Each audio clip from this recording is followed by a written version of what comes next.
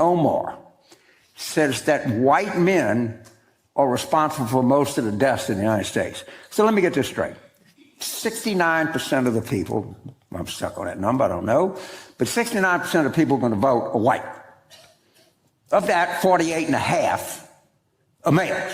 So I don't know, my rough math is 33%. Let's go out and piss off 33% of the people that vote, and that's a smart strategy. And the people that agree with her. There are people that actually agree with her. And I think these, honestly, I think these people are more trouble than they're worth. But you kind of say, Ilhan Omar says that white males are responsible for more deaths than anybody in the country. I have no idea whether that's true. Why say that? Why are we trying to piss off 1/3 of the people that are going to vote? Forget I'm a white male. I'm running a campaign. I'm running a strategy. I know that 70% of the people that are going to vote are going to be white. I know 48% of those are going to be male. So my rough, non-Stanford, back of the envelope calculation, it's about 1/3 of the electorate. When is somebody going to say, why don't you people just learn to shut up about this? You're not doing anybody any good. Oh boy, here we go. The Democrats are officially in a circular firing squad as Trump racks up win after win after win. The Democrats have started to turn on each other like never before. They're even trying to take out freaking Fetterman. I kid you not. We're going to take a look at what's really going on with this erupting Democrat civil war. We're going to see precisely why. It's only the beginning. We got the stats that show things are going to get worse for the imploding liberal left. Butter the popcorn. You're going to love it. Greetings, everyone. It is Live Stream Friday. I am your humble host, Dr. Steve, your Patriot Professor, here to celebrate with you the dawn of the new American golden age that you made possible back on November the 5th. So if you want a front row seat on all things happening in the rise of a new conservative civilizationalist age, make sure to smack that bell and subscribe button. As always, we've got a jam-packed show for you today. It is my pledge to make you feel smarter by the end of it all as we discover the deeper meaning of what's really happening all around us. Our super chats are up now, so feel free to send in your questions. I'll be happy to answer them throughout the live stream. You can actually send in your questions in two ways, either through a one-time gift via our super chats or by becoming a Courageous Patriot Club member, where your one-time monthly gift will enable you to ask me as many questions as you like all throughout the week. So just click on that link below to join. You'll have instant access to all kinds of exclusive live Q&As and special content. Either way, it's going to be my privilege to answer your questions throughout this live stream. The golden age is here, and America is back. Take a look at the latest from Rasmussen. In 2 decades of polling, the highest right track numbers they ever saw in those 20 years of polling was 48%. Today, we're at 46%. More Americans are more confident in the direction of the country with Trump at the helm than they have ever been. Trump is sitting pretty at 51% approval. This, of course, comes on the heels of the major international trade deal secured by the Trump administration with the UK, a major bilateral trade deal that signals the rise of the Anglosphere, as we argued in our video yesterday, a network civilization comprised of English-speaking countries aligned in an increasingly civilizationalist world. Speaking of, have you been seeing what's going on with Alberta, Canada? Check this out.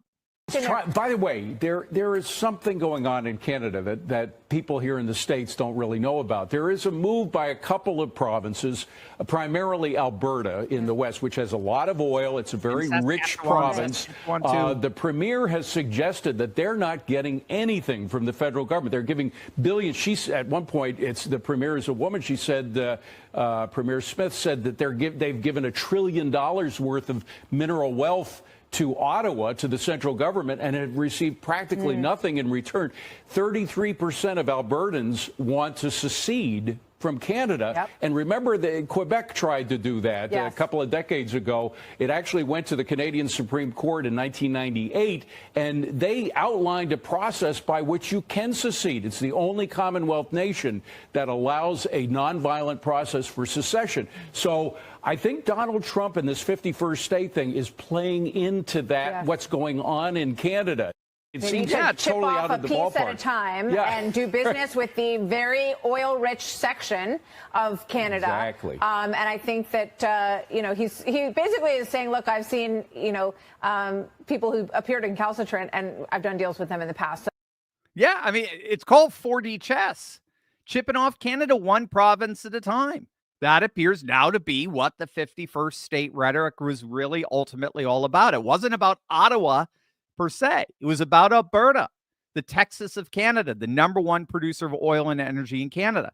It was about getting them, and most likely Saskatchewan, to join up with the United States as the 51st state. It appears to be working. I mean, it's absolutely stunning stuff. And Greenland, too, by the way.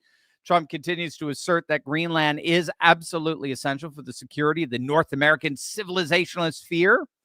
And he's going to take it one way or the other. Again, this involves the growing trade routes in the Arctic that Russia has almost total monopoly over, about 100% control over. And as such, Russia is increasingly inviting China to participate in that dominance, which Trump sees as a threat to our national security. So his rhetoric on Greenland is that really it's not a matter of if, it's only a matter of when. Oh, and on top of that, the House just voted to make permanent the name change for the Gulf of America. The stock market is loving it. It closed 200 points higher yesterday after the announcement of the UK trade deal. And that's after 9 straight days of gains in a row. The first time we've ever seen that in the history of the stock market. Woke universities are being defunded across the country, and more being forced to permanently close down than ever before. We talked about it again in an earlier video. One Harvard professor predicts 50% of our woke college campuses will permanently shutter by the year 2030. You heard that right. 1 in 2, 50%. And for those that do remain open, their protest rackets are getting slammed. As many as 50 pro-Palestinian protesters were arrested at Columbia University the other day. They took over a building, and then authorities did the unthinkable. They trapped them inside the building. They wouldn't let them leave. They wouldn't let them leave unless they could produce a student ID. Otherwise, they were eventually arrested and taken into custody. And let's not forget about the border security and mass deportations. Here's Tom Homan. Total deportation so far? Well over 100,000. I mean, I looked at the ICE arrests. You're over 100,000 now. Yeah. So you wanted to take the worst first. Have you gone through the worst? No, we got a long ways to go. Well, who else is left? Well, when we Are the started this whole criminals thing, it's just shy of 700,000 illegal aliens in this country with a criminal conviction or pending criminal charges. So we got a lot of work to do. I looked at the numbers the other day, just yesterday. ICE, interior enforcement arrests, are just below 75,000, which is 3 times more than Biden did in the same time frame when he was president. So ICE is making a lot of arrests, but there's more work to do. And actually, we had a series of meetings this past week. We're going to increase the number of the operation teams. We're going to increase worksite enforcement. Because of sanctuary cities policy, what we're going to do with sanctuary cities, we're going to flood the zone. So if one agent can't arrest one bad guy in the jail, and they choose to release him in the community, it means I can send a whole team to look for him. So in sanctuary cities, we're going to flood the zones with agents. If we can't take them in the jail like we should, the safety and security of a jail, then we'll go to the community and find them. And that takes a lot of people. So if we can't arrest them in the jail, we'll arrest them in the community. If we can't find them in the community, we'll arrest them at the work site. We're going to increase worksite investigations too. Less agents in the jail means more agents in the communities, more agents in the worksite. Let us in the jail. Let us arrest a public safety threat and the security and safety of a jail. Releasing a public safety threat back in the community is just foolish. It increases the threat of public safety. So we're going to do what we got to do to get these people off the street. I wish they let us in the jail. It'll be a lot easier, a lot more efficient, and a hell of a lot more safe. Over 100,000 deported. That's 1,000 per day. Again, I'd like to see more, but those are incredibly astonishing numbers. Obviously, the polar opposite, the inversion of what we saw during the Biden administration, where hundreds of thousands were coming in every single month. It's no wonder that the New York Times published the headline, "There have never been 100 days like this." Trump 2.0 has stormed Washington like never before, and it's literally tearing the Democrats apart. Far from amassing a united front, far from standing together to defend the D.C. establishment for this massive D-Day MAGA assault, the Democrats are disintegrating. In fact, it's worse. They're increasingly turning on each other. In the midst of their TDS madness, in the midst of their apocalyptic weeping and gnashing of teeth, they've become a circular firing squad. They are more intent now on destroying one another than they are fending off this unprecedented assault by MAGA forces. I'm totally serious. Butter the popcorn, sit back, and watch and enjoy the Democrat demolition in real time. You're going to absolutely love this. But first, gang, if you are just joining us and you'd like to ask me your questions, you can do it in two ways. You could send us your super chats, or you could click on that link below and join our Courageous Patriot Club, where for just one, just very modest monthly fee, you can ask me as many questions as you like all week long. I'll be happy to answer them on this live stream and beyond. Also, we are all about standing up for the timeless values of faith, family, and freedom. So that's why I've partnered with Patriot Mobile, because they're on the front lines fighting for the First and Second Amendments, the sanctity of life, and our military and first responder heroes. And I urge you to take up the fight, take a stand for conservative causes, and put America first by switching to Patriot Mobile today. So you're going to get the same exact nationwide coverage as the big providers, because Patriot Mobile operates across all three major networks. Plus, they back their service with a coverage guarantee. They're 100% U.S.-based customer service team. They'll find the best plan for your needs. You could keep your number, you could keep your phone, or you could upgrade. It's all totally up to you. Go to patriotmobile.com/Turley Talks or call them at 972-PATRIOT. That's 972-PATRIOT. Right now, you get a free month when you use the offer code Turley Talks. It's all one word. Don't get fooled by other providers pretending to share your values or have the same coverage. They don't, and they can't. Join me. Switch to America's only Christian conservative mobile provider, Patriot Mobile, today. All right, here we go, gang. Strap yourselves in and watch the fireworks. Here is the ever insufferable parody of repulsiveness, Ilhan Omar. Our country should be more fearful of white men across our country, because they are actually causing most of the deaths within this country. We should be profiling, monitoring, and creating policies to fight the radicalization of white men. Now, can you imagine if Trump said something like that about any other race? Can you imagine it? Can you imagine anyone saying that about any other race? Yeah, we have to do something about black people in this country. I mean, they are the worst. Latinos, I'll tell you, Latinos are the worst people in the... What? This is, you see, Democrats are never going to understand this. This is why you have MAGA. This is why you have civilizationalist populism.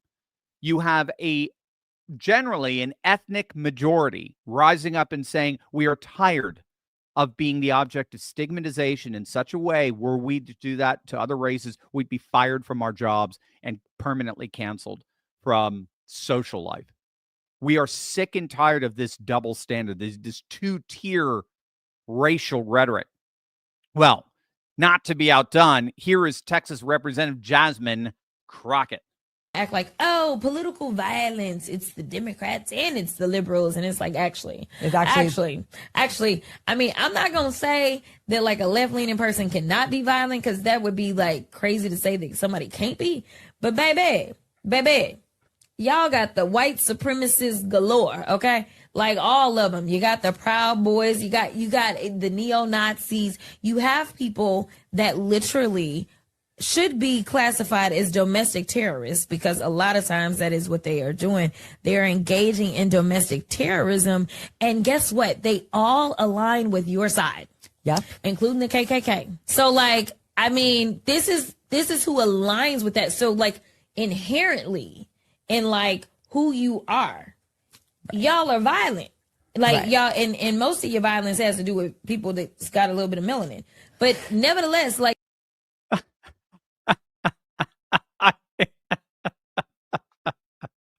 I mean, look at that face. Look at it. I mean, if ever there were a picture perfect image of the Democrat Party right now, there it is. There it is. My heavens. I'm looking for the bell and the Notre Dame Cathedral behind her, right? Krakimoto, I guess. I mean, this is, oh my God. So look, I mean, obviously that's a lived out symbol, I think, of our politics. We've got demented and deformed politics in front of us. So according to the borderline illiterate Krakimoto, Jasmine Krakimoto, whites are intrinsically violent. I mean, you heard her say it. That's right. The fiery but mostly peaceful protests after police shooting. That's right. In her words, no. We whites are inherently violent. We whites are violent, and most of our violence has to do with people that got a little bit of melanin. People, there's got a little bit of melanin. That's exactly what she said. Quote, most of our violence has to do with, quote, people that's got a little bit of melanin. Who votes for this woman? I would just love to meet her constituents, because our politics are emblematic of our own hearts, of who we are. That's the sad part of it. Our politics are ultimately symbolic of who we are. And I would love to meet her constituents. Who thinks that's a good idea? Or what's her name? Delaro of the blue-haired 105-year-old woman in Congress. I mean, who puts people like that into office? Well, regardless, these virulently anti-white, anti-male comments have provoked the ire of one of the senior advisors of the Democratic Party, old serpent head himself, Jane Cavell, the raging Cajun, who is rightly calling out this nonsense as political suicide. Why don't you just get out the Democratic Party? Honestly, start your own movement. All right, let's do the simple math. Probably 69%, I don't know, we could call Jim Gerstein or Jeff Garrett. Roughly 69% of the people going to vote in November, maybe more. Let's do 70 for just round math, are going to be white. Of that, 48%, maybe a little more, are going to be male. So that's roughly, let's just call it 33 1/3% of the entire election. Well, let's just run against them because that's so goddamn smart. All right.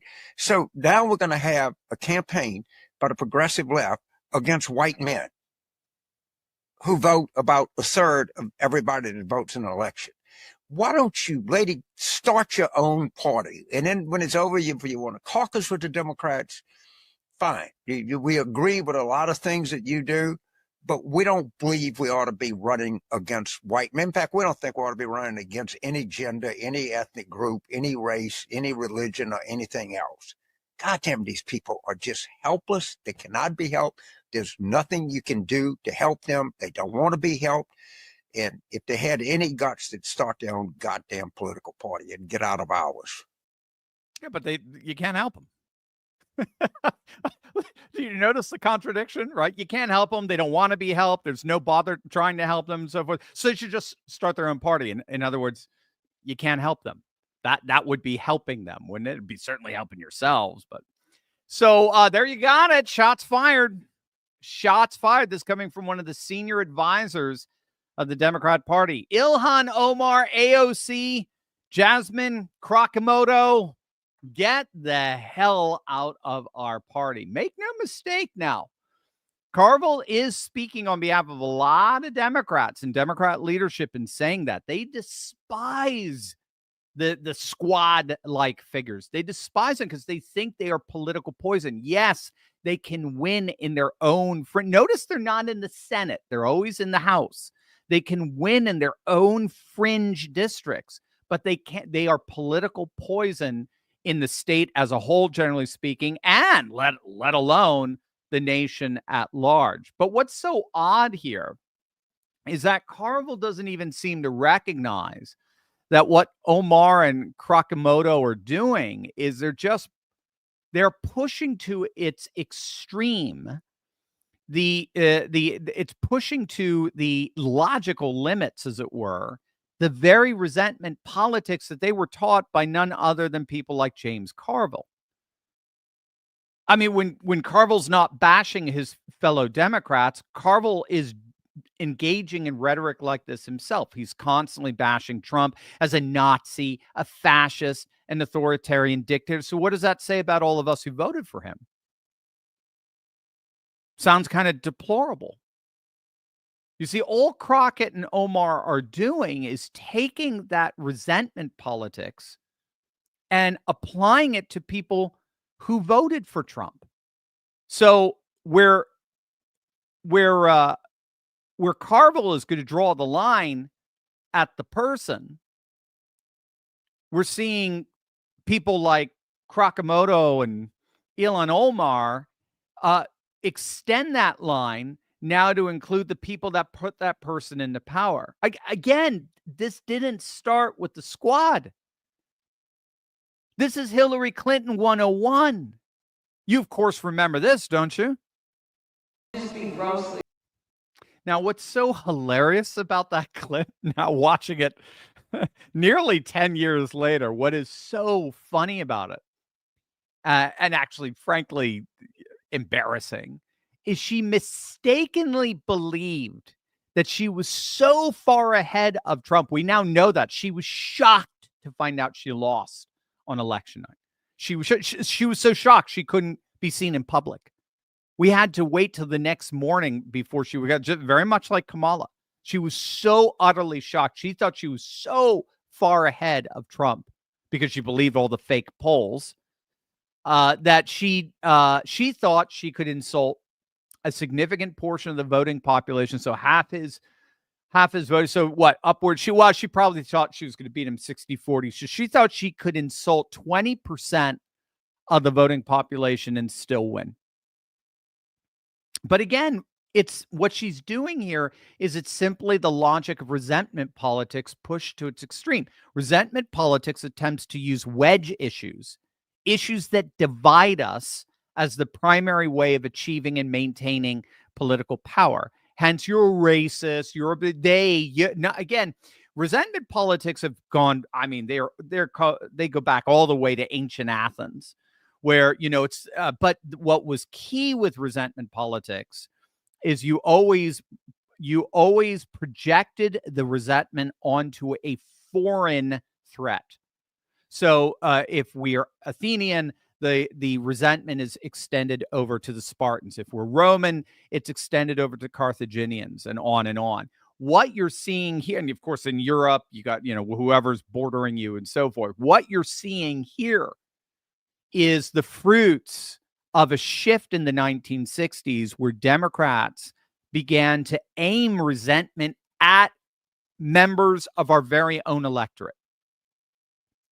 And they use race, and they use gender, and they use increasingly sexual identity, and now increasing all these minority oppressed identities as wedge issues to malign and impugn and stigmatize a whole section of our population, so as to try to amass a supermajority of the aggrieved. So this is why the Democrats are so obsessed with race and gender and LGBT issues. It is not because they actually care about them. They will sell you down a river for their own profit and power. It's not because they actually care about these issues. It's not ideological. It's not because they're committed to the cause, as it were. It is because resentment politics has, at least up until now, been the ticket to their own power and affluence. Right? They're not, we call them limousine liberals, champagne socialists, right? Bernie's finding this out, flying around in private jets in between bashing the oligarchy at political rallies. Resentment politics is all ultimately about power and fortune. And Hillary Clinton found out the hard way that that approach to politics, that approach to power and fortune no longer works. In an age of growing populism, the real resentment is now towards the establishment, the status quo, the permanent political class. This is why they hate Trump so much, because Trump upset the apple cart. Horizontal divisions in politics, left versus right, Democrats versus Republicans. That is rife for these wedge issues. So, blacks versus whites, or non-whites versus whites, or, gays versus straight, or women versus men. It's perfect. But when you have someone coming along and saying, no, the resentment that we all have, it should not be aimed at this person or that person inside this country who is a citizen. If you're a citizen of this country, you're precious, you're sacred. We should be protecting you. It's our permanent political class that refuses to do so. It's our stupid politicians that sell your safety. They sell your national security. They sell your economic prosperity. They sell your culture down a river for their own empowerment and affluence. So what Trump did is he inverted this horizontal resentment, us versus them, to a vertical resentment, the people versus the permanent political class. And the problem with this for the Democrats is that the more that resentment towards the establishment festers among the people as a whole, the wider the targets for traditional resentment among Democrat politicians becomes. I'll say that again and then demonstrate it. The more resentment towards the establishment festers among the population, the wider the objects of resentment among the population the Democrats focus on. So for Hillary, it was half of Trump's voters. But for Omar, it's all white men. And for Crockett, it's whites as a whole. Do you see? Basket of deplorables, all white men, whites as a whole. And for the ladies at The View, they'll keep going. Like Sunny Hostin, it's not only all men, but now particularly Latino men. Misogyny is the reason why Kamala lost, and that misogyny was most evident among Latino men.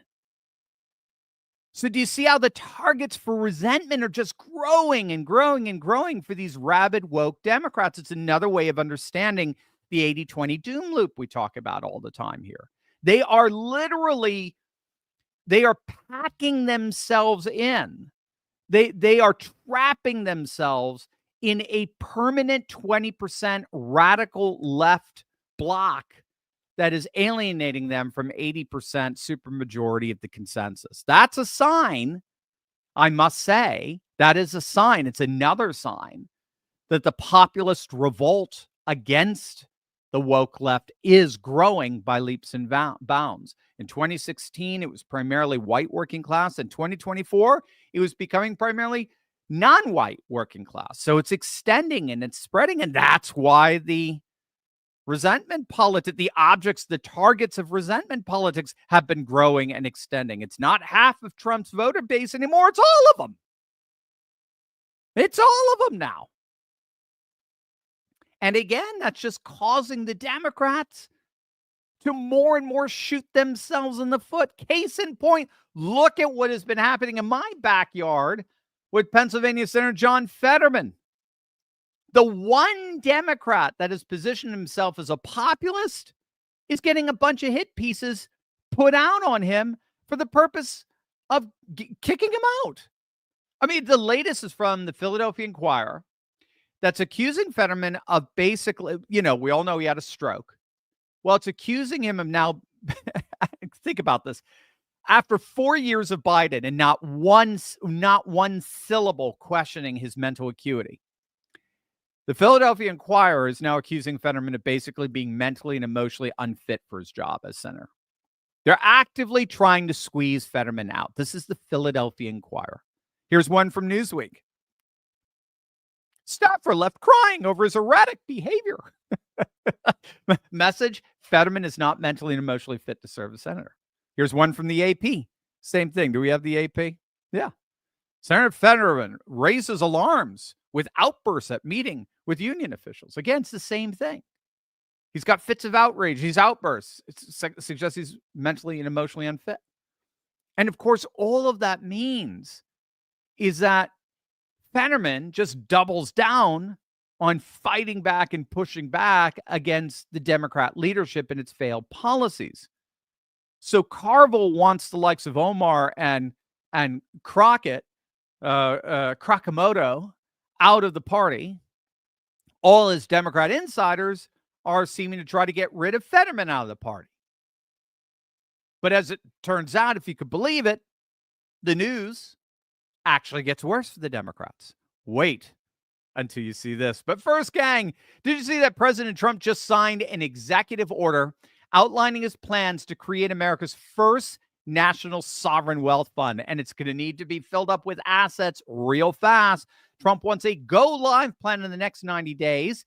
The Wall Street types are already trying to pack it up with real estate and infrastructure and pieces of trendy companies like TikTok. But let's not forget about, gold. Sovereign wealth funds love to buy gold in bulk. Australia's been loading up. Saudi Arabia is buying the world's largest gold mine to supply itself. And even tiny Singapore recently added more than 100 metric tons of gold to its vault. Now, can you imagine what could happen to the per ounce price of gold, which has already been surging sky high since Trump took office, and that's nothing, if America's new sovereign wealth fund followed international best practices and made gold a part of its diversified portfolio? I mean, it would potentially make our country a brand new mega buyer in an already tight market. And when there's limited supply and huge demand, the impact on prices, let's just say you want to be ready. And there's a simple way to get ready too. It's all laid out for you in the free gold report from my partners at turleytalkslikesgold.com. You want to request your copy right away. After all, President Trump has put the world on notice. A new sovereign wealth fund for America may be coming perhaps in as little as the next 90 days. Take advantage of the time you've got to prepare. Get your free gold report now at turleytalkslikesgold.com. So in the end here, on top of all of this infighting, the biggest problem for the Democrats isn't their internal civil war. I mean, that's big enough, no question. But the biggest problem for the Democrats of all, and this is why I think whenever they say, oh, our messaging isn't working, I think this is what it's reflective of. The biggest problem for the Democrats, bottom line, is no one likes them anymore. It's literally that simple.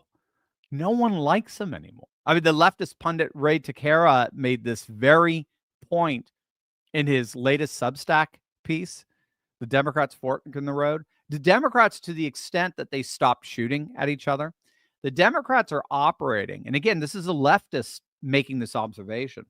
The Democrats are operating on the assumption that they can get voters to believe that the solution to Trump, the solution for those who were disappointed with Trump, again, as if all these fake polls were true, which we demonstrated with Mark Mitchell of Rasmussen. They are all absolutely fake. If you haven't seen that, it was a video earlier this week. You'll love it. Check that out. But even if we were to grant the legitimacy of all that fake polling, take out the fact that it's fake, even if we were to grant that, Trump is in the low 40s or high 30s, the Democrats are operating with the assumption that they can convince voters that the solution to Trump is restoring the Democrats back to power. And what Takara is saying here is that that is completely deaf to what voters are overwhelmingly saying. And we're talking 60, 70, 80%. Trump's polls may be down, but they are nowhere near as down as the Democrats' own polling. If Trump's polls are bad, the Democrats' polls are apocalyptic. This is so key. Again, I was talking about this with Mark Mitchell earlier this week. Even if we were to grant the legitimacy of these fake polls, where Trump is polling again low 40s, high 30s, whatever, that polling is not in a vacuum. The Democrats, if they ever take a look at their own polling, the Democrats would beg to have Trump's polling. They're finding themselves in the best light, low 30s, in what's probably the more accurate light, mid-20s, or the Quinnipiac that had them down at 21%. There's not too much farther to go there when 8 out of 10 voters just despise you. If voters are disappointed with Trump, they are disgusted with the Democrats. Polls are not in a vacuum. I mean, what the Democrats did under Biden for the last 4 years for many is just unforgivable. Whether it was covering up his acuity or whether it was just the economy, the cost of living crisis, the interest rates, the inflation, the deliberate abdication of their law enforcement responsibilities, the COVID restrictions, the southern border, the chaos of crime, and perhaps most significantly, their absolute crazy, zealous doubling down on woke insanity. And yet Democrats are absolutely oblivious to this. Again, this is Takara's take. The Democrats are running around acting like they're convincing more and more voters that the solution to their dissatisfaction with Trump is simply putting Democrats back into power. The problem with that assumption is that it is doing absolutely nothing to win back working class voters, both white and non-white voters, who have defected over to Trump, particularly the Trumpian Republican Party. And this is because those voters, who, by the way, are the biggest supporters of tariffs, they don't want to go back to the Democrat status quo. They don't want to return to the 4 years of Biden. I know the ladies at The View want to. I know single women with cats living in Manhattan want to, but nobody else does, literally. You see, there's been a major vibe shift with Trump. And this is what the Democrats don't understand. This is why I think running with the 2016 playbook against Trump is doomed to colossal failure. There has been a major vibe shift with Trump. And I think this is absolutely key to get to understand what's really happening here, big picture all over the place. And this closes the loop of where we began our talk today. A number of pundits are starting to write about this vibe shift. Bottom line, what's happening here is that Trump has gone from being seen, like he was in his first term, as a sad final act of an old, dying, white-dominated world to now, in his second term, the incarnation of the future. You got to get that, because I think it explains so much. In many respects, this explains everything that's happening now in our politics. The vibe has shifted. We've gone from a wide consensus among our elites that Trump 1.0 was a last desperate attempt by a dying generation of white men, a dying demographic, old white men. This is their last desperate attempt to try to stave off the inevitable. This glowing, progressive, multicultural future, highly liberal, highly woke. We've gone from that perception that Trump was a desperate attempt by a dying generation to stay in power, to now a wide consensus among that very same elite that Trump 2.0 is the wave of the future. Now, we were saying that back then. That's Turley Talks. If you're still with us, God bless you. If you've been with us for all those years, God bless you. If not, make sure you smack that bell and subscribe button, because we have been saying this now for 8 years. Trump is the future. Civilizational populism is the future. It is only going to grow. It is only going to spread. Look at the latest polls coming out of the UK. Nigel Farage, love him or hate him, Nigel Farage has been on the cusp of history now, not just once, but now twice. It looks like they are going to explode into parliament as the number one party. And for the first time in literally, centuries, we're going to see a third party beat out both Tories and Labour. Stunning. But that's the future of nationalist populism. It's happening everywhere. There's no such happening in Romania right now as we speak. So we've been talking about this vibe shift for 8 years. And the media is just catching up with us.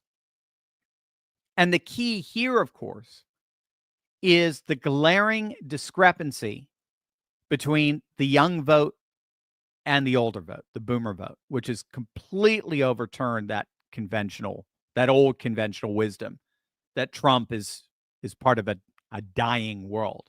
And we've talked a lot about this on a number of occasions. One of the most popular political theories came out. It came out in, I believe, 2017, 2018. It was a very popular theory among liberal scholars, and it was called the cultural backlash thesis. And it argued that the only reason why Trump and nationalist populists like him were winning around the world is because they were the last hurrah of an old, dying white male order. Old, dying white men hate this new world of identity politics, multiculturalism, progressive woke, that's inevitably rising up around them because young people are so woke and progressive. And so these old white men are voting for the most extreme radical right candidates to try to push back against the inevitable sea change that's going to happen demographically. And the key to this thesis is that if you want to know what the political future was going to be like, why this was only temporary, just look at the youth vote. Look at how the youngest voters are voting, and then you will see the harbinger of our political future. And given that the youth vote up until that point was overwhelmingly liberal, these left-wing scholars predicted that the days of Trump and the Republicans and the populists in Europe were inevitably going to wane. And how'd that work out for them? And it worked out for them that way precisely because it's the exact opposite. With the mass defection of the youth vote, it now appears that it is the demise of the Democrats that it's inevitable. It's their voters who are significantly older. All the younger voters are turning more and more and more to the populist right, just like we predicted they would. I have long been arguing Gen Z is the most conservative generation we have on record since World War II. I was laughed at when I was making that argument back in 2018 or 2019. I was mocked. I remember reading some of the comments. I was routinely mocked that Gen Z, purple hair Gen Z, was somehow more traditionalist, more conservative, more nationalist than any other 18-year-old cohort that we've tested since World War II. You know, it's hard. I'm telling you, it's a curse. It's a curse being clairvoyant. What are we seeing? It's the Democrats voters who are now inordinately 60 plus in age. The lowest poll numbers that Trump gets, 60 plus. The highest poll numbers, 30 minus. 60%, Mark Mitchell was just talking about. I think it was 39 and below, highest poll numbers. It's the Democrats voters who are dying off, all as younger voters turn more and more to the populist right. That's the vibe shift. Rich Barris of the People's Pundit, he's the single most accurate pollster from 2024, as was Mark Mitchell. He said it this way, quote, ages 44 and below are consistently Trump's strongest group, especially those between the ages of 18 and 29. It's just weird how everything has turned upside down in our politics. That's the vibe shift.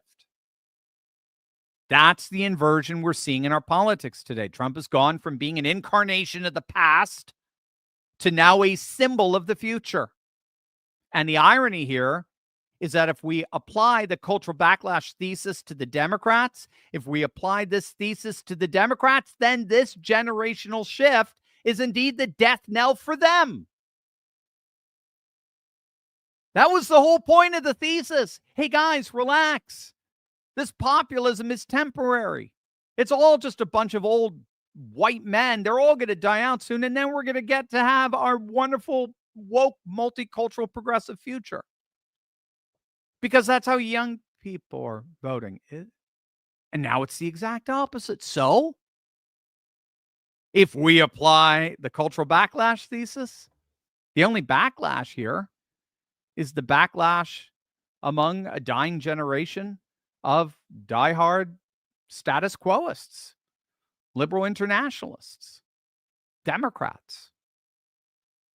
It spells the end for the future of their party. And if that's the case, then unless something drastically changes, it does appear that this civil war that's erupting in the Democratic Party is the least of their worries. If nothing changes, and if demographics is destiny, Democrats are poised to go the way of the Whigs, the way of the dodo bird. They are indeed on the primrose path to political extinction.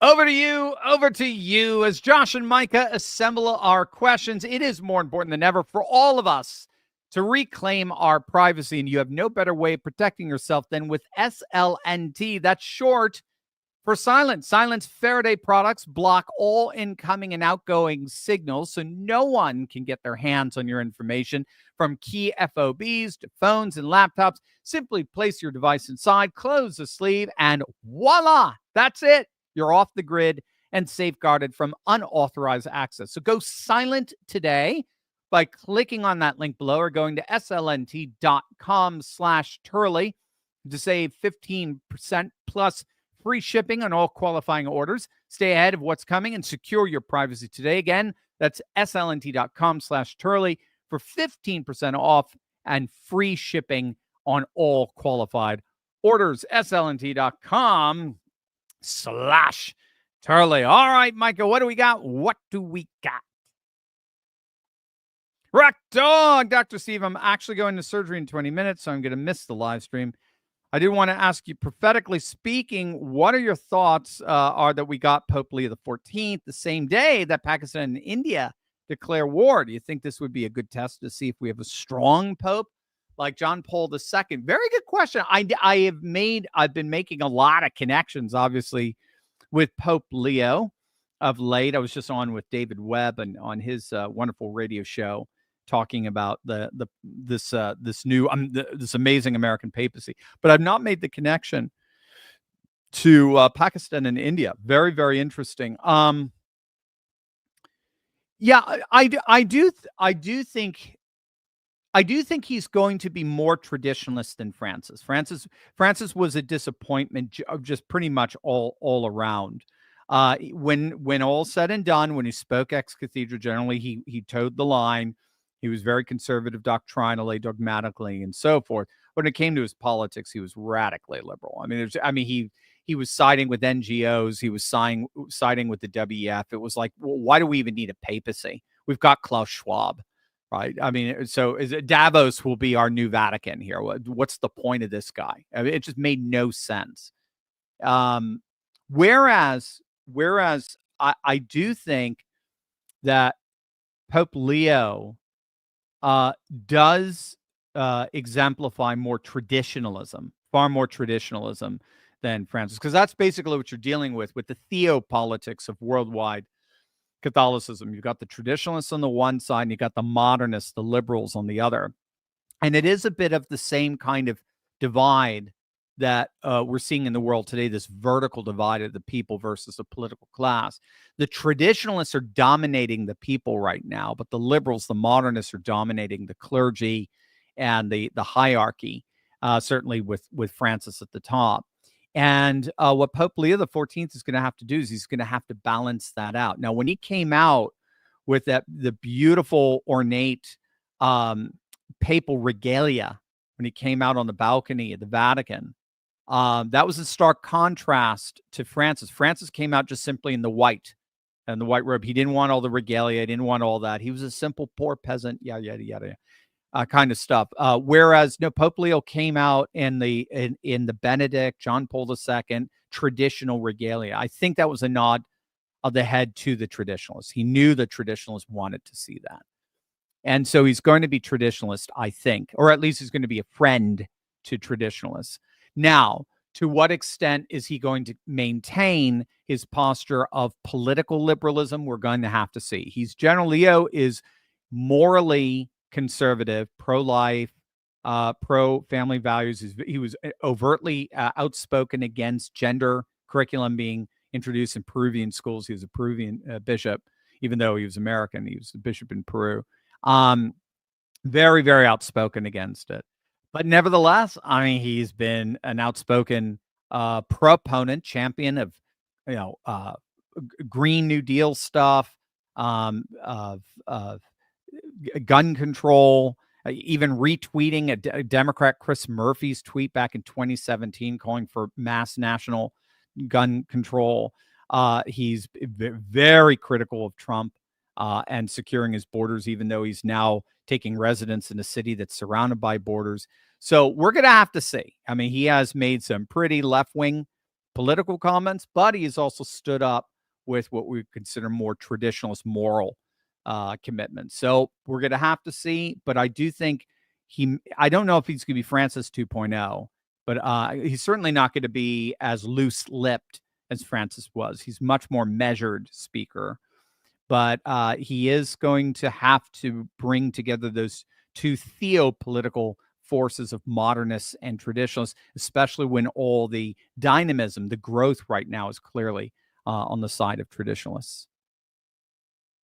Troublemaker, Dr. Turley, yesterday, May the 5th, 80th anniversary of victory in Europe and the end of World War II and Europe. Yeah, Russia's been having some pretty impressive parades. Trump's trade deal with the UK, new Pope elected, Ripple SEC lawsuit effectively settled. The only real setbacks, Pope is a Democrat. Well, he's technically Republican, but I get you, so is Liz Cheney. I get you. Stablecoin legislation failed to pass Congress. I saw that. Thursday turned out to be a really big day. Couple of wins.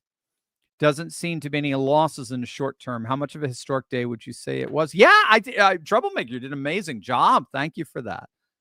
It was an amazing day. 80th anniversary, as you said, of the victory in Europe.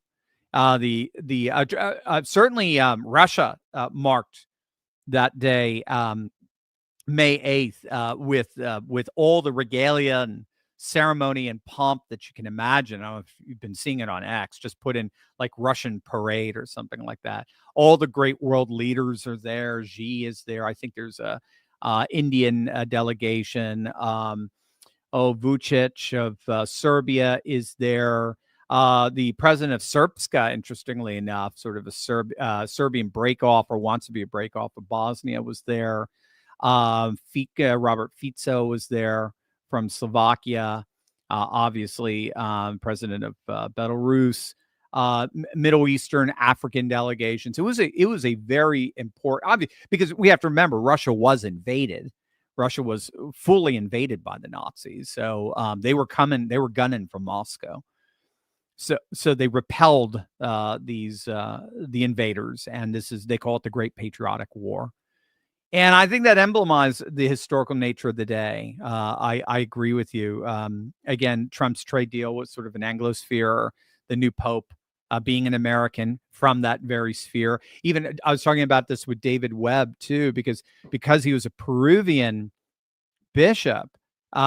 He kind of Leo straddles both North America and Southern America. So the whole Western hemisphere sort of comes into his papacy, which is pretty impressive stuff. So yeah, I'm with you. A big day. I think that was a setback. Again, Republicans are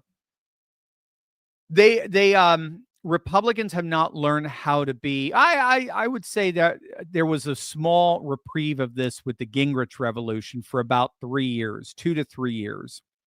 It seemed to stall after the 96 reelection of Clinton. And then, of course, Clinton actually being one of the few sitting presidents to see his own party gain in Congress in the midterms in 98. So it's stalled. But I think the 3 years or so of the Gingrich revolution, and I think if I recall, he resigned in 98. Those 3 to 4 years were the only time that I've ever seen a Republican Congress actually act like leaders. That was the only time. Otherwise, they are bought and paid for establishment shills. They are part of the Uniparty, and they were taught for 70 years that the Democrats own they own DC. They merely rent. So, I mean, there's no coherent agenda for the Republicans. Half the Republicans want to continue to spend like drunken sailors. The other half want to rein in spending. Some want to push regulation. Others want to deregulate. Some are pushing big pharma, big social, big media, social media, and others, wanting to push back against that. They've got all of the pressure from not their constituents, but from their donors, who are all part of the old Paul Ryan, Mitch McConnell, Mittens Romney Republican Party. They all want to start wars for the military-industrial complex, but then there's another wing that doesn't. So they're completely incoherent. Whereas the Democrats, at the very least, the Democrats are 1,000% united on growing government, growing administrative power, raising taxes, increasing managerialism. They are 100% in lockstep. Republicans are totally incoherent mess, and they always will be, it seems to me, until they fully embrace MAGA.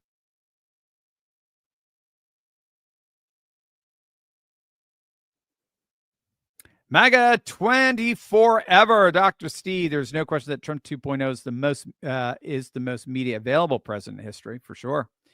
Yeah, it frustrates me that he gives many interviews to left-wing mass media outlets. I agree, thus propping up their ratings. Would there ever be a strategy to shut them out completely, since they'll spin everything about him negative?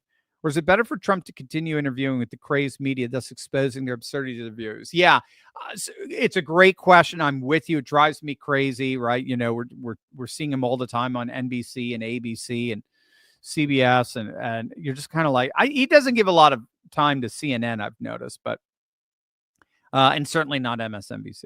So as I understand it, it is an attempt to woo what's left of the Democrats' base among boomers. So it's no secret that the vast majority of the audience that watches legacy media are boomers, not somewhat Xers, but primarily boomers. And boomers are the ones who watch Fox. Boomers are the ones who watch CNN. Boomers are the ones who watch me, in fairness. I love as Trump would say, I love my boomers, but boomers are also, they are the demographic that is least likely to support Trump among all age cohorts.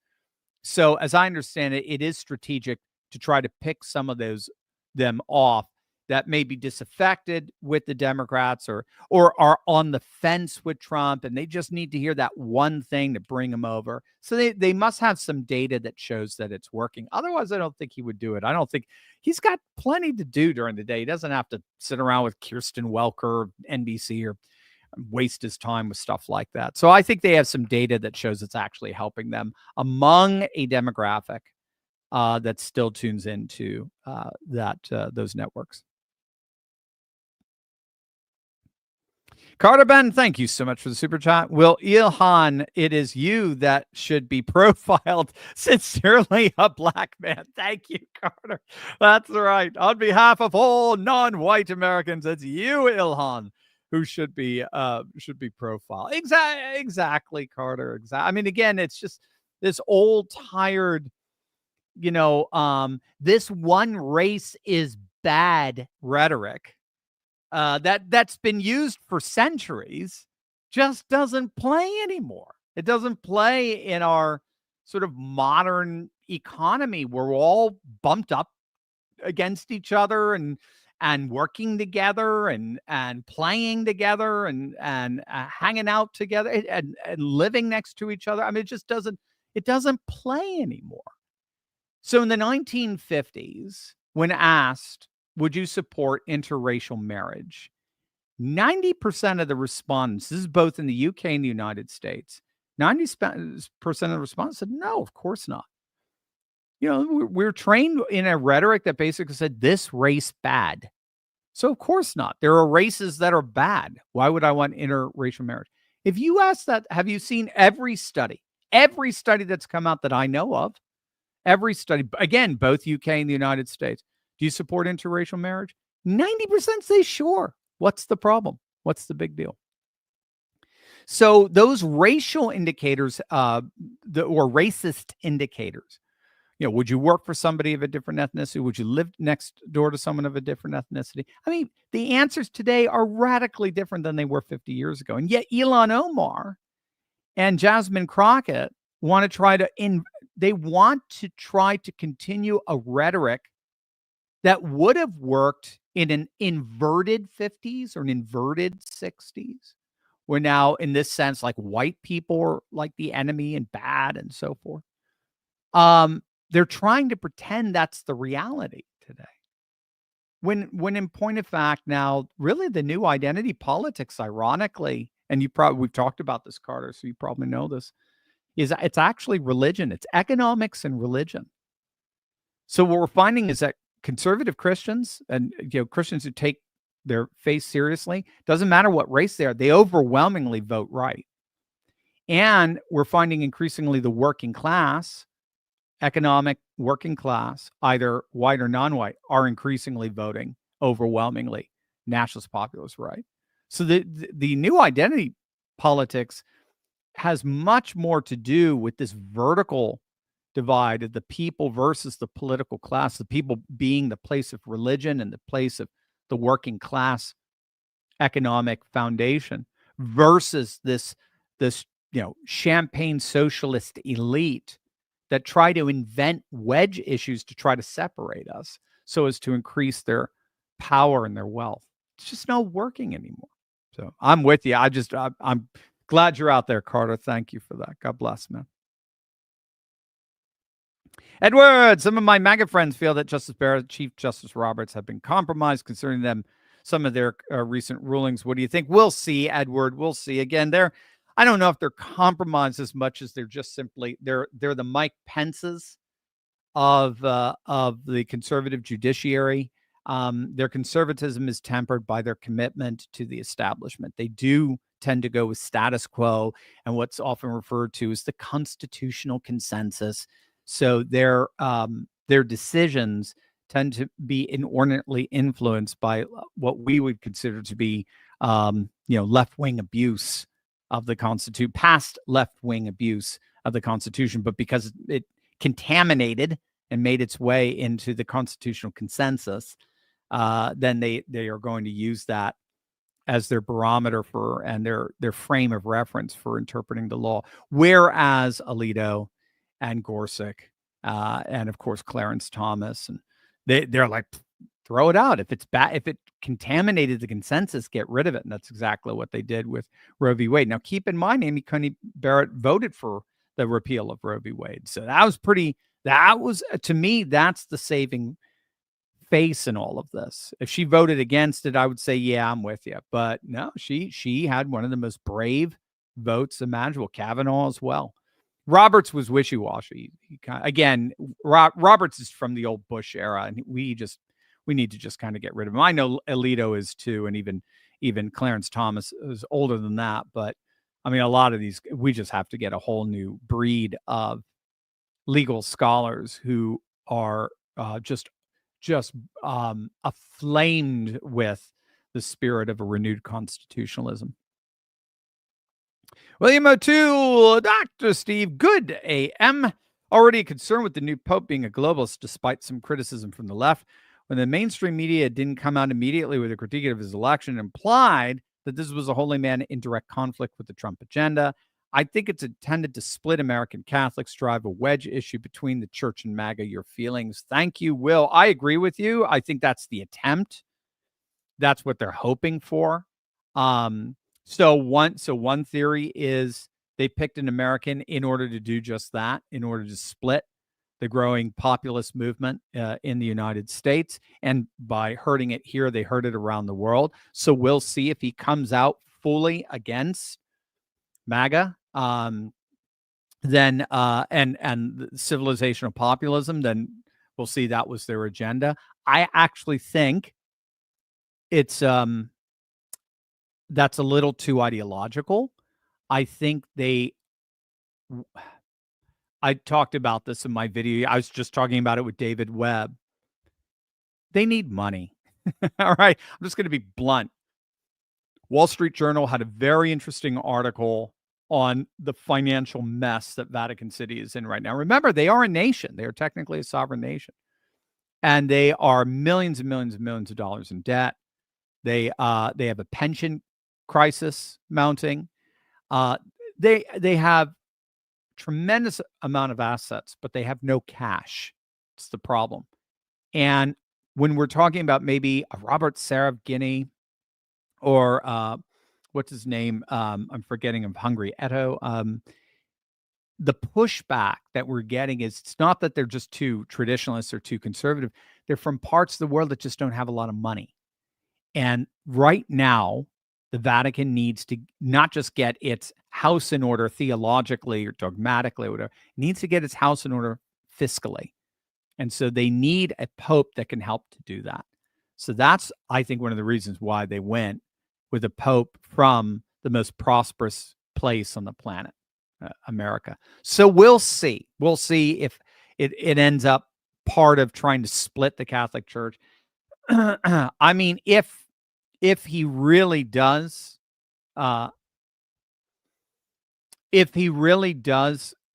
like Francis 2.0 towards President Trump, it didn't work back then. It's not going to work now. And it does risk a schism in the church if they're not careful. It does where the traditionalists will finally say, you know what, you're just too compromised. And we in the Orthodox Church say, come on over. Love to have you.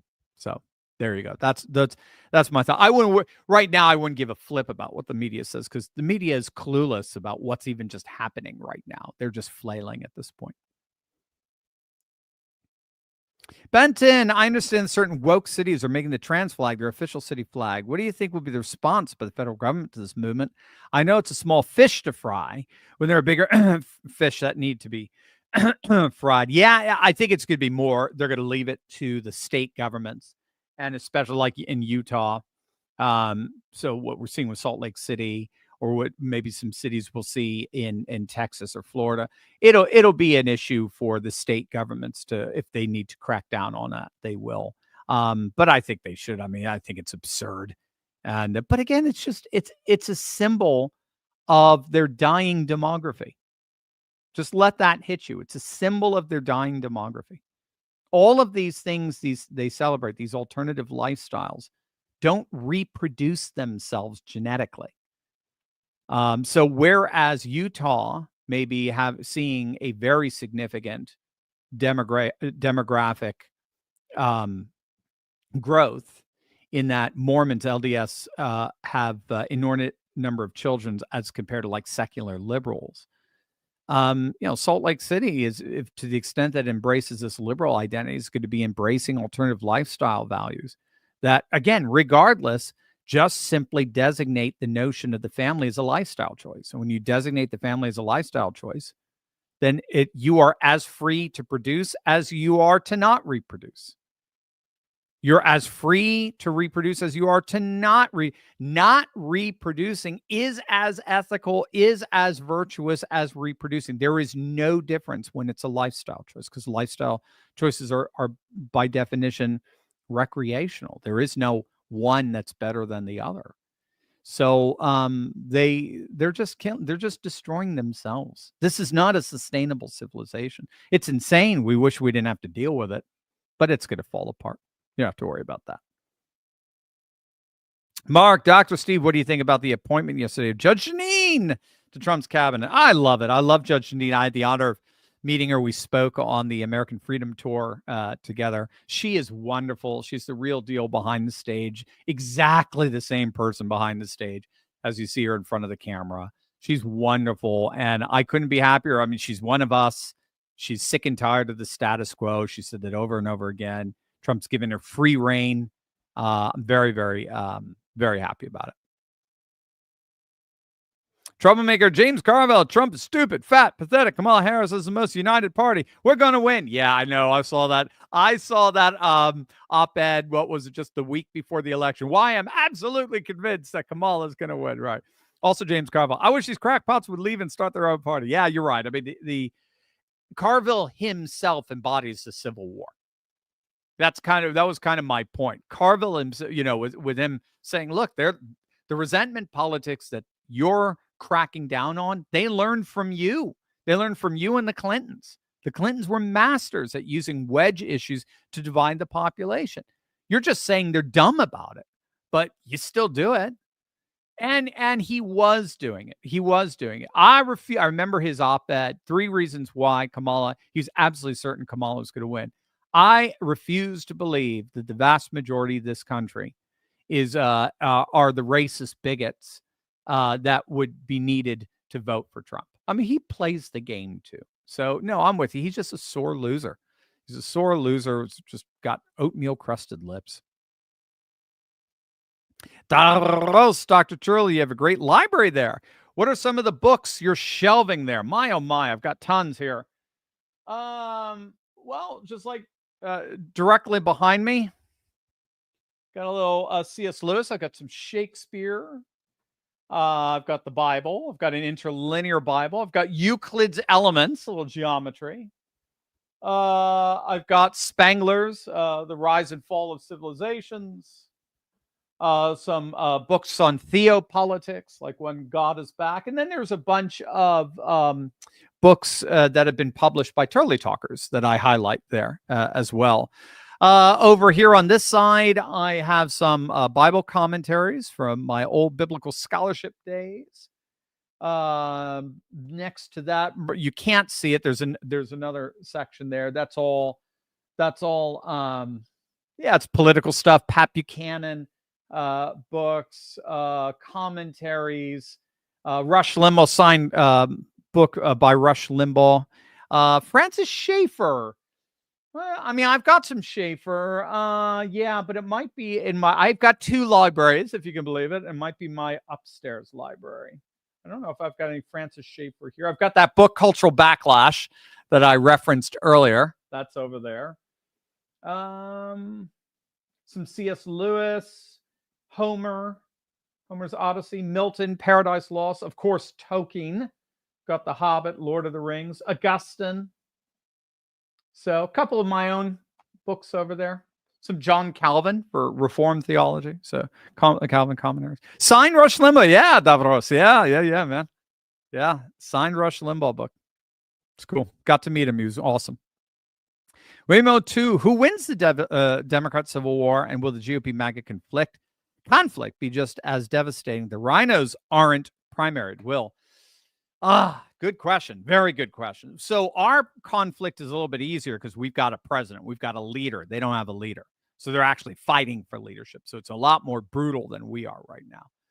So yeah, getting rid of scum like Tom Tillis, or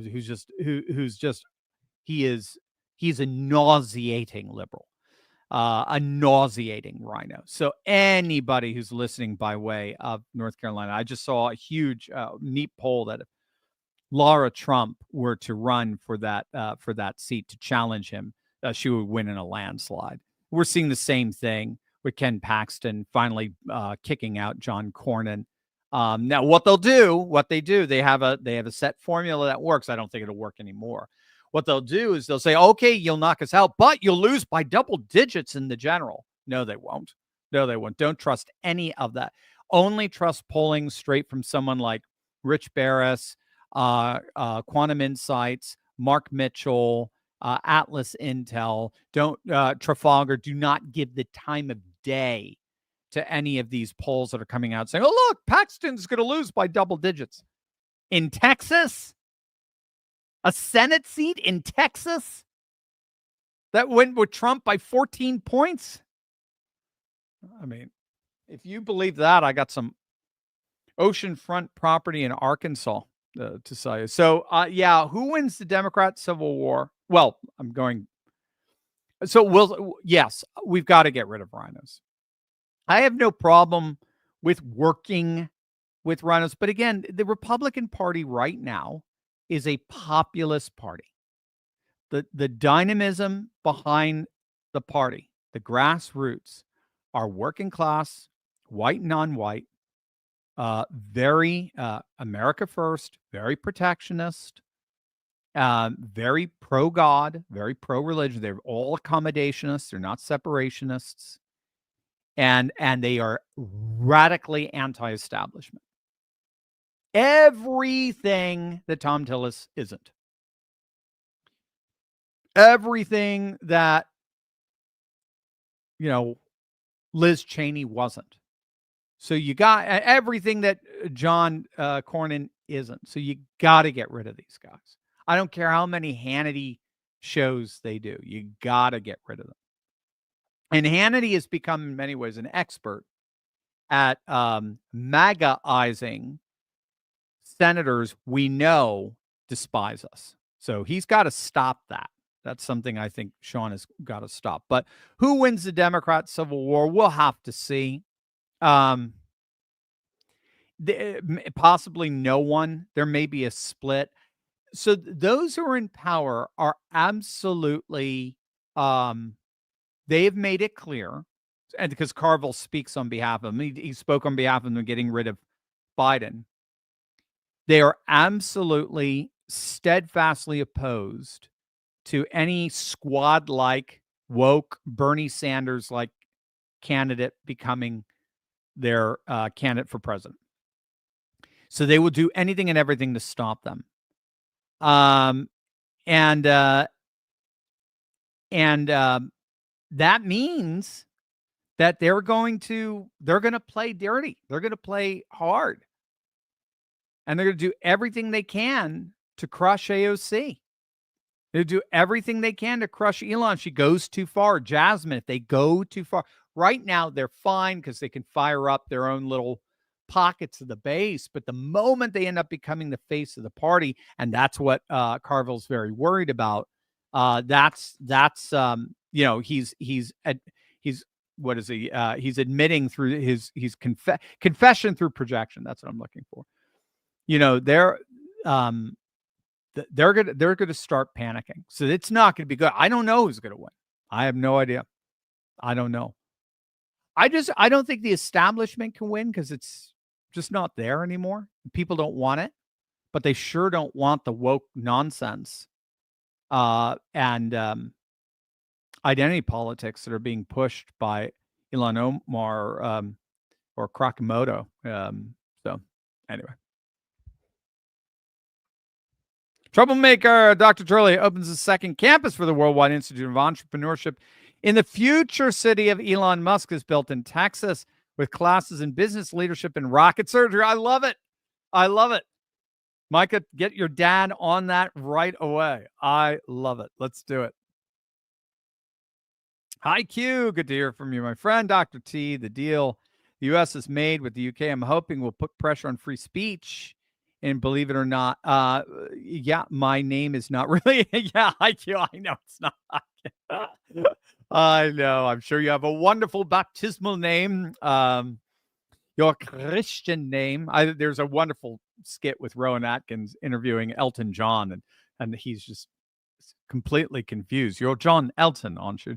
John is your Christian name, not not Elton. I mean, he couldn't make sense. It's very funny. Just, that was huge. And again, I think that deal is very much indicative the way Trump has been thinking. Obviously, Keir Starmer is just kind of going along with the ride. This is temporary until we get Nigel in and reform in, as long as reform stays united. If there's a crack, I talked to Carl Benjamin about this when we were together in Austin. If there's a crack in the growing British populism, all bets are off. But right now, it looks like reform is going to freaking storm Westminster in the next couple of years. So two-tier Keir is just he's a belch in the journey of history. I mean, you just don't have to even worry about him. I think freedom of speech is certainly going to help, to the extent that the Anglosphere starts to form, which I'm unbelievably excited about. Being the son of Brits, an English side and an Irish side, and so I am very excited about the notion of an Anglo-civilizational sphere rising up, 51st state talk coming in. Greenland, where I know they're right now Scandinavian, but I think Greenland, well, yeah, Normans and all. I mean, Greenland would be included. And we'll have to see to what extent a Conor McGregor Irish Republic would be interested in something like that, as well as our islanders to the south. So I'm with you. To me, it's just amazing. My mind is going in all kinds of directions. I'm like, which one should I pursue? I don't want to go there. It's going to take us forever. But yeah, bottom line, Haiku, I was so excited when I saw that. So, they first announced that there's a major trade deal. I knew, well, I didn't know, but I was hoping it was Britain. Absolutely. I didn't want it Japan. I didn't want it India. I wanted Britain. I wanted Britain because US, UK are they are the alliance par excellence of an Anglosphere, a growing Anglosphere in a growing civilizationalist world, where we network and have access privileges to each other's markets in a way that no other country has. We grow that. We make that the envy of Canada. So now Alberta joins us, Saskatchewan joins us, eventually Ottawa joins us. And then eventually Australia, New Zealand. We'll see. I mean, they're going through their own zero seats moment, as we should say. But yeah, it's incredible, and I hope that Anglosphere does help with the free speech crisis that's been plaguing British politics and society of late, no question. But again, to me, that's just very desperate.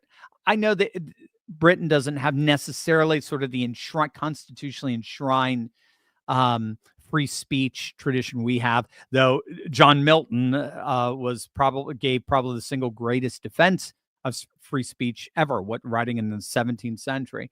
So it's there, obviously, in the Anglo tradition. We didn't invent it by any stretch of the imagination. So to me, that fully acknowledged, I just see this really what's been happening in this crisis of free speech in Britain is just last gasp desperation on the part of those who are desperately trying to stay in power. And they're just trying to prolong the inevitable. William O'Toole, was there any geopolitical strategy when Trump did the tariff agreement first with Great Britain, or is it first guy at the table? I don't know the answer to that. That's a good question. I know Trump wanted Britain to be first.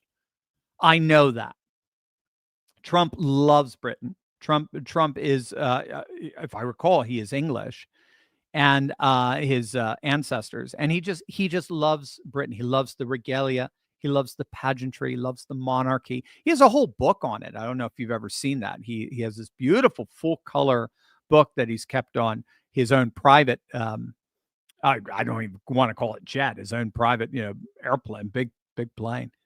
And I just think he recognizes that move was a very important move to signal to the world that the Anglosphere is forming. We do have a sovereign civilizational sphere, even distinct from the Western sphere and Western civilization as a whole, in that this is an English-speaking, English-united sphere, civilizational sphere. And of course, that then fits in with making English the official language, and also English culture, or British culture, as being paradigmatic to our traditions as well, particularly our constitutional traditions, being rooted in John Locke and so on. Robo Guy, thank you so much for the super chat. If they have a 21% approval, why are Dems still supposedly going to win the House? Are people stupid, or the GOP so weak and stupid that they may intentionally lose the House because they're traitors? We need to primary them all. Yeah, I'm with you, Robo Guy. Oh, I'm with you. I'd be careful with that, right? So Rich Barris, as I understand it now, I've been told, I have not heard it, but Rich Barris thinks they're on par to gain in the House and the Senate. But Republicans always snatch defeat from the jaws of victory, right? They're always, again, because they're an incoherent party. They have one set of priorities from their grassroots, and they have another set of priorities from their donors that are completely the opposite. And they listen to the donors. And so their magic, their bait and switch is to try to do the bidding of the donors while convincing the rank and file that they're doing their bidding. So you just saw that with Tillis. Tillis sinks Trump's nominee for U.S. District Attorney in D.C. Sinks Trump's nominee, right? Ed, why am I forgetting his last name? Starts with an R. But then all of a sudden applauds for Judge Judy. And it's like, I'm sorry, that's not our Judge Janine, Judge Judy. Judge Janine, oh, she's going to be great. And everyone's like, dude, you're the one who sank the last nomination. F you. F you.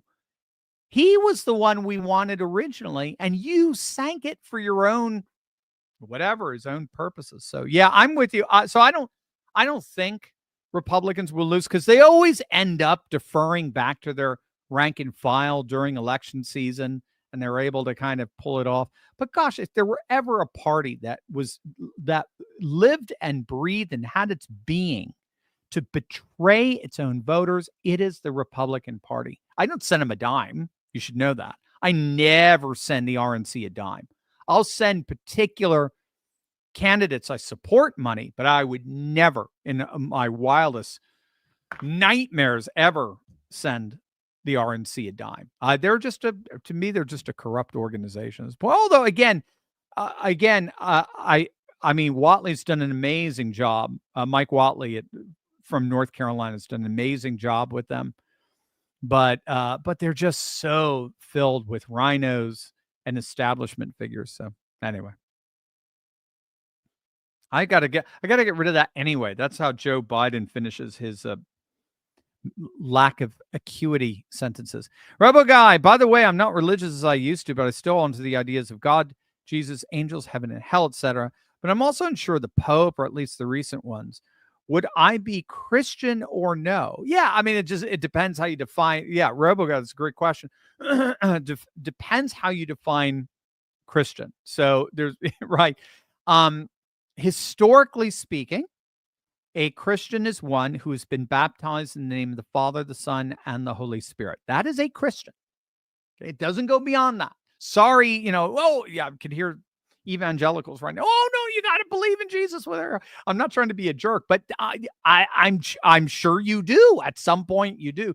But historically speaking, a Christian is one who's been baptized in the name of the Father, the Son, and the Holy Spirit, received into the church of Jesus Christ, and is now obligated to live in accordance with that baptism, to live in accordance with the paradise one has been initiated into, either by one's own faith or by the faith of others. So again, it's not necessarily, I know I'm going to make a lot of enemies here. It is not necessarily your faith per se that into which you're being baptized, but it is the faith that you're being baptized into. This is what we confess, is why the Nicene Creed or the some kind of creedal confession is recited before one is baptized.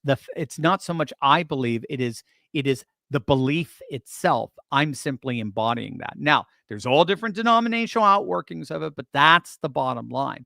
So if that's you, then the question now is, are you a good Christian or a bad one? That's just the bottom line. Are you a good American or a bad American, right? Being an American is being born in America, being born to that which constitutes U.S. citizenship. Being a Christian is born into that which constitutes heavenly citizenship. And so I would say, that you are obligated to be a part of a community of the faithful. You are obligated to live a particular kind of way, to believe, to have a particular kind of cosmic vision of the world, which you're identifying as believing in God, Jesus, angels, hell, and so forth. But you, again, the assertion that Christianity is 100% dependent on my own belief is a very Protestant, as I understand it, is a very Protestant view. It's a post-16th century view. Classically speaking, I'm not married because I believe I'm married. I'm married because I actually got married. Right. So the status I have is bestowed upon me by an institution that has the authority to bestow that status. And so that's the status bestowed upon you as a baptized member of the church is authoritative, historically speaking, for defining what a Christian is. Again, you could break off and say, but that's just the beginning, or that's just your, you're kind of, you've been admitted into the class, but you haven't passed your test, or whatever. I mean, whatever, however that might be fine on the outside, but if it's not internally on the inside, granted, if it's not internal on the inside, you're gonna fall away. And the Bible, the New Testament reminds us constantly of people falling away. There's no way around that. Read the book of Hebrews. You can fall away. Anyway, there you go. I think, I didn't even get into the whole notion of the cultural Christian, where Christianity provides the basis for our society, and we're all Christians in that sense as well. That's how Russia tends to think of the 100 different ethnicities and the multiplicity of religions that all make up the rich tapestry of Russian life. It's all held together by the glue, the connective tissue of the Russian Orthodox Church. So no matter whether you're Buddhist or Islamic or shamanistic, whatever you happen to be in Russia, you're bound together by this Orthodox Christian logo-centric force, as it were. So whatever your faith is, it gets Orthodoxized. It gets Russianized. So in that sense, the nation becomes, in a sense, a kind of church. So we're all part of this amazing sort of Christian world that we've all been, we're a part of as virtue of being Americans and being part of Western civilization. Brian, my dear friend. Hey, Dr. Steve, Brian here, living my best life in Southwest Florida. Showing off, man, showing off. 2 questions. What are the chances that Fannie Willis, Letitia James, and leftist officials who used lawfare against the president will face any serious justice for their own law breaking? And secondly, do you think that the June SCOTUS ruling will be comprehensive against these rogue justices, or will be limited to the few cases in which they are granted cert? All right. Great questions, Brian, as always. I miss our chats. Brian and I, if you don't know, we're colleagues at Eastern University, and we are both now post-Eastern, enjoying our best lives. Although Brian is enjoying it in Southwest Florida, living the life there. So we'll have to see. So the investigations are happening, and we'll have to see with the indictment. My fear is, where are they tried when all is said and done? because this lawfare is systemic, right? It's not a coincidence that they tried Trump in Manhattan, right? It's not a coincidence. You know this, Brian, obviously. It's not a coincidence that they're going to these judges like, what's his name, Boasberg or whatever, in these districts that they know, and these particular benches that they know are radical left. So even if they brought the charges against Willis and Letitia James and all these other leftist officials, if they're trying them in DC courts, or if they're trying them in Manhattan courts, I mean, we're shot. You're right. You're not going to get 90% Democrat populations voting to convict one of their champions, one of their heroes. And that's exactly they'll turn the election into a political witch hunt. This is lawfare, again, confession through projection, right? So that's my concern. I just don't know how. They've got to be talking that through. They got to be figuring that. That's why I would love military tribunals, quite frankly.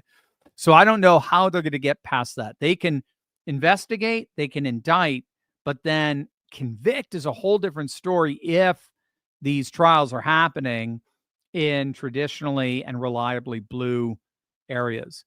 So the June SCOTUS ruling, as I understand it, is going to be relatively comprehensive. It won't be completely comprehensive, but it will be relatively comprehensive. And I think they are amassing as many of these cases as possible to render one large ruling. I've read two different opinions on that. I've read that, and I've read, well, each case or each case could be siphoned into their own macro issues, but those macro issues are unique in of themselves. They have their own integrity, and they're going to have to be dealt with via different decisions. So we'll have to see how it plays out. But they've got to rein in these judges at this point. I mean, everyone's admitting this is absolutely absurd. So the meme, I'm sure you saw the Babylon Bee meme that went out after they picked the Pope, as after the Pope, and he came out and he said, hi to everyone. It's like, oh, Judge Boasberg rules that they must they must consider another Pope or something like that.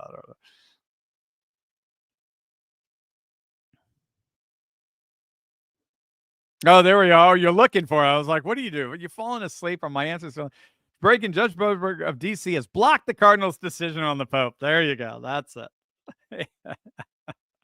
So funny.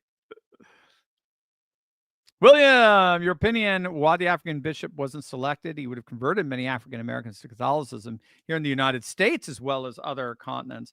So you're talking about Robert Serra of Guinea. I honestly, William, because, well, two reasons. I think he was too conservative. 85% of this conclave was appointed by Francis.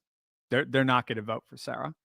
And then secondly, too, the pushback that I got when I was talking about Robert Serra was, no, they're not going to pick him because he's coming from a place that has no money.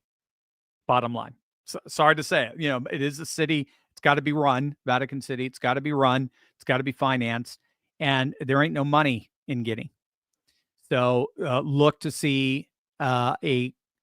for a cardinal from Europe, maybe from France, Britain, possibly, Italy, or America. I mean, that was a long shot. And it happened. So, but I think it was financial reasons, but also ideological reasons as well. Mitchell, thank you for the gift, Mitchell. According to Trump, food and gas is down, but not seeing that reflect on my groceries. Does that depend on state, or do we need to wait some time before his policies take effect? No, I think it's probably going to depend on your state, Mitchell. But yeah, I mean, I've seen the graphs, and because the price of energy has been slashed in half. I think it was $120 a barrel, if I recall, with Biden. On average, and now it's down to 160, and it's going to keep going down, because Saudi Arabia, OPEC are increasing their flow of of oil, and Trump is pushing our flow, and ultimately actually to bring the price down for Russia as well. Ironically, the more oil that's out there in the market, the more the price comes down across the board, obviously. So I would say it just depends on the state you're in, Mitchell. But it should take effect soon. Troublemaker 5, Dr. T. Your interview last night made me feel a little bit bad about myself. Those that stayed in the military wanted to push the liberal agenda or get their transition surgeries paid for. I stayed in mostly for a paycheck in the hopes that military would return to glory like Desert Storm after Vietnam. Even though recruitment is up, do you think it will last with younger Gen Zers and Gen A? Yeah, I do, because I think that's a great question, Troublemaker, and thank you for that. It's very, very, very kind of you to be that. What's the word I'm looking for? To be that vulnerable. But yeah, I do, because of the religious renewal that's going on, and religionists make the best fighters. If they're of a warrior class, so you might have some pacifists, but if they're not pacifists, if they're part of a warrior class, religionists tend to make the best fighters, because especially Christian religionists, like we were talking about last night in our interview. But Pete Hegseth has mentioned this too. The one thing he admired the ISIS warrior for, the one thing, not their ideology, not their actions or anything like that, was he recognized that because they had this transcendent, theocentric cosmovision, they weren't afraid of death. They weren't afraid of death. And now they were incredibly fierce, and they were not afraid of judgment, it seems to me. Or at least the way ISIS, I take that back, the way ISIS kind of just nightmarishly spun it was actually the more cruel you are, the less of a chance you could face punishment in the afterlife, because the cruelness demonstrates how zealous you are for your God. So yeah, it's pretty horrific stuff. But nevertheless, we've seen it since the Crusades. There is a valor and a virtue and a courage that comes along with that religious renewal that you'll just never see among the woke. The woke are by definition narcissistic, by definition, and narcissists do not lay down their lives for anyone. They're not self-sacrificial, and at the heart of being a first responder, as you were, is the willingness to self-sacrifice, to embody what Christ has called us to embody, to lay one's life down for one's friend. So no, I think we're in good hands. Sean Aney, thank you so much for the gift. Could you explain the Nazi sentiment that seems to be taking root in the conservative movement? I have no idea what you're talking about. Sean, do you have an example? A Nazi sentiment that seems to be taking root in the conservative movement. I want to treat the question fairly, but I don't really know it. I mean, there's the attempt to push like a woke right with James Lindsay right now. It seems to me that seems to be trying to square a circle, which you can do, but it's hard. That's part of sacred geometry. But yeah, I don't know. I don't know if are you trying to set us up? Are you trying to suggest that there is one, and therefore saying, you see, you're those terrible fascist authoritarians? Yeah, I really don't know. I have not come across it, to be honest with you. So I just wouldn't. You'd have to give me some examples of what you mean, Sean. Patty, Dr. Turley, how concerned should we be about the areas in Texas pushing for Sharia law? I wouldn't be that concerned right now. We'll see where it goes, Patty. Again, this is part of the re-traditionalization that's happening in the world. And, re-traditionalization means we're going back to religion. And again, the theory, if you look at the theorists such as Patiram Sorokin, we're going back to religion because religion never went anywhere to begin with. We just had a very bad religion that ended up in wokeness, and it's falling apart all over all over the place. So the true religions, the great religions of human history, that were 9 major religions, they're all coming back, and they're coming back like wildfire. And so it's not, they're not going to come back all the way we want to. Again, we don't get to dictate what's called re-territorialization, where populations are reasserting political sovereignty at the local level. We don't get to dictate how that works out. Now we can respond to it, but we can't dictate to it. And so one of the ways it's working out is London is more religious today than it's been probably in a century, but surprise, it's because of Islam, right? Paris is more religious today than it's been in a century, but surprise, it's because of, growing Algerian Islamic refugees. So it doesn't necessarily work out the way we want it to. And that's what I think is happening in Texas. I think what's happening is you're seeing a resurgence. The Muslim communities have come into the United States, are beginning to mobilize, and are beginning to push for their own Islamic identity. That Sharia law will most likely come as a result of that. But then it's going to be incumbent upon the overwhelming Christian majority, conservative Christian majority in Texas, particularly, to push back on that if they don't want that. So, I mean, again, they have every right, it seems to me, to say we don't want that in our backyard. So, Bismo, a shout out for the Gen X in the chat. God bless. All right, there you go, Bismo. Amen. To our Gen Xers, that's right. Yeah, that's my generation. The 80s. We are an awesome generation. The Breakfast Club generation. The Van Halen generation, right? Davros, Dr. Steve. Why would we want this big Anglosphere thing of which you speak?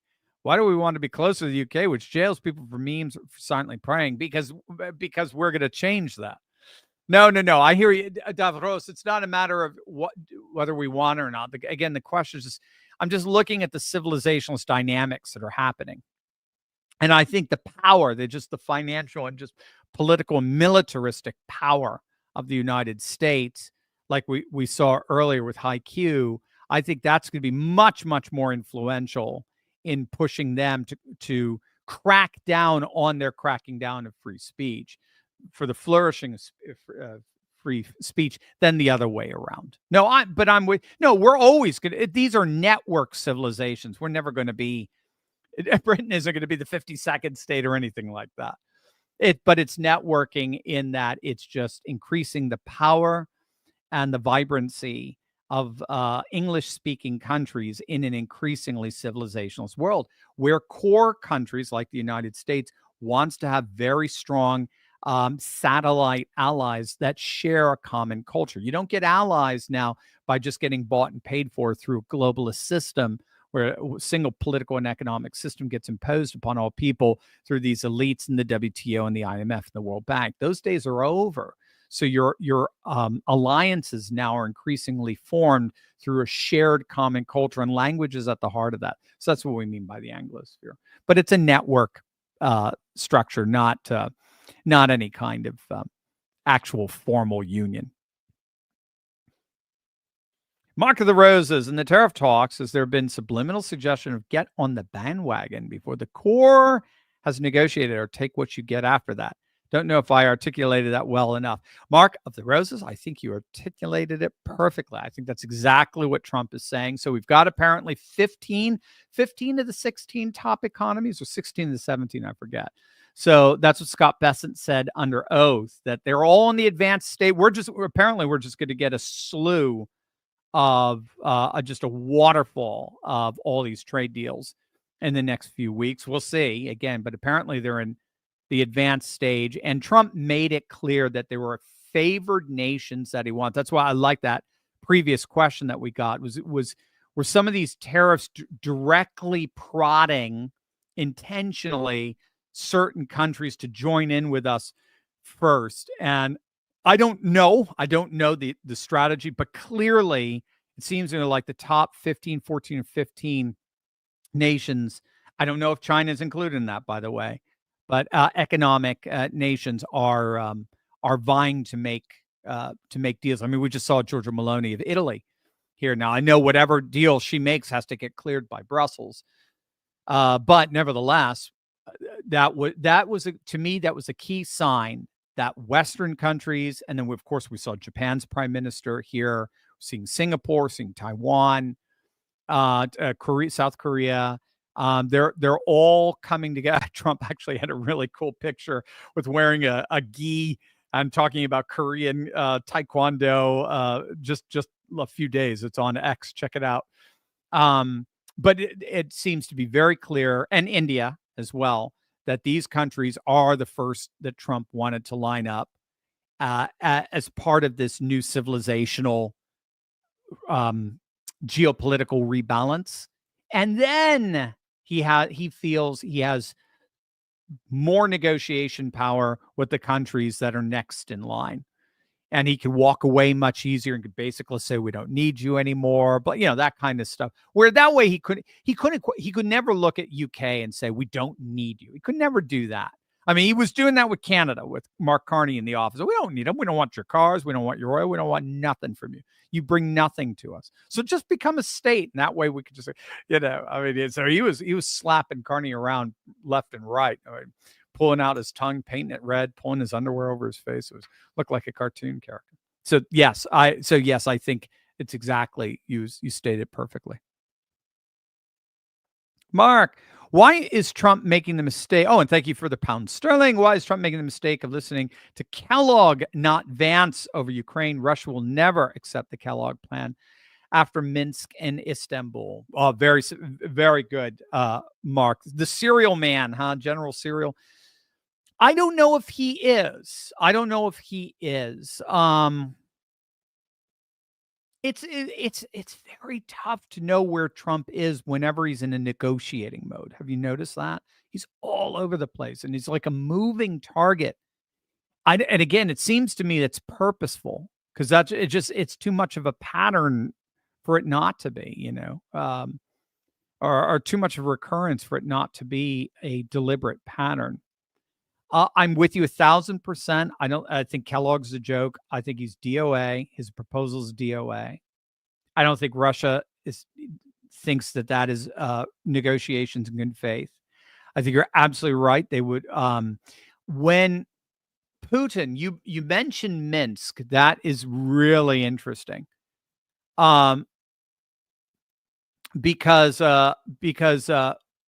who did he have when Putin made the announcement that he was, when the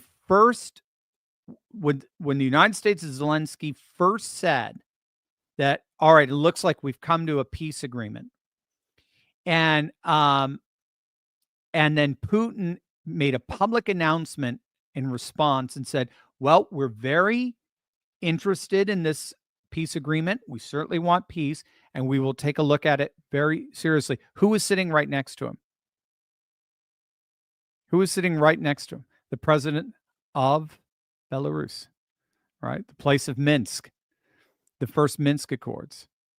So I think it was it was beautiful statecraft for Putin to send the message, this will never happen again. We're going into this with tremendous skepticism based on what you broke, which was the Minsk agreement. Remember, there were two Minsk agreements. They were both broken by Kiev at the instigation of DC and Brussels. So, and then of course, Istanbul well, everyone's blaming Boris on that. They're blaming Boris for blowing up Istanbul. So I'm with you. They never will. And I think Trump, if he is going with Kellogg, he'll learn that. He'll learn that pretty quickly. But talk about cards. The only person who has the serious cards here right now is Putin. He is overseeing the most fortified military line in the world today, even more so than the 38th parallel. And he can order them in anywhere, anytime throughout Ukraine. And they still haven't taken Odessa yet, which is right on the border of Transnistria, which is a break-off republic that wants to join up with the Russian Federation, and that would Moldova's not a. I mean, it's not recognized as a sovereign nation. It's still seen as a part of Moldova, but Moldova's not part of NATO. So, anyway, but it has Romanian connections, and Romania is part of NATO. So we'll have to see. But I'm with you, Mark. To the extent that Trump does go with Kellogg's plan, it's dead in the water. Totally. Adam, thank you for the gift. Unfortunately, many local parties are infected with rhino Karens. Where I live, 4 Karens detailed an SB candidate over his exposure of sexual material. Okay, yeah. What is SB? What am I missing there? SB candidate. All I'm getting is Santa Barbara. Yeah, let me know. Sorry, it's my own ignorance.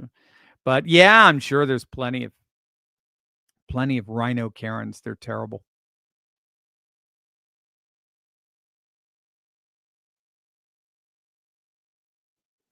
Oh, school board. Thank you, Micah. School board. Unfortunately, many local parties are infected with rhino Karens. Where I live, 4 Karens detailed a school board candidate over. Oh, derailed. There you go. I'm sorry. So you probably could tell I didn't really know quite how to answer your question. So I just got silent. What is it? Better be silent and thought of fool than to open one's mouth and remove all doubt. All right. So where I live, 4 Karens derailed a school board candidate over his exposure of sexual material.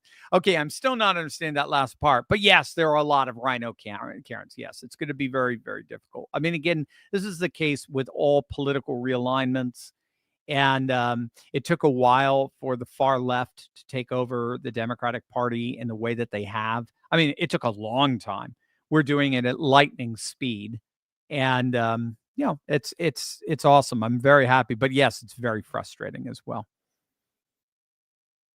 Oh, Karen's blocked him. So candidates. Oh, okay. So candidates apparently exposed a school's use of sexual material, but these rhinos blocked him as well. Yeah, no, they're horrible. Again, because they don't do the bidding of their constituents; they do the bidding of their donors. They're total puppets to the donor. They're creatures of the establishment, and the establishment just brings its tentacle. The establishment in D.C. just spreads its tentacles out into the whole of our society. Just down to, like you're saying, local community GOPs. Troublemaker 5, Dr. T. Continuing on the military question, did you hear about the second F-18 to roll off the Harry Truman aircraft carrier? That ship also collided with a cargo ship in January. Pretty reflective, don't you think? An aircraft carrier named after a Democrat is having a lot of problems. Yeah,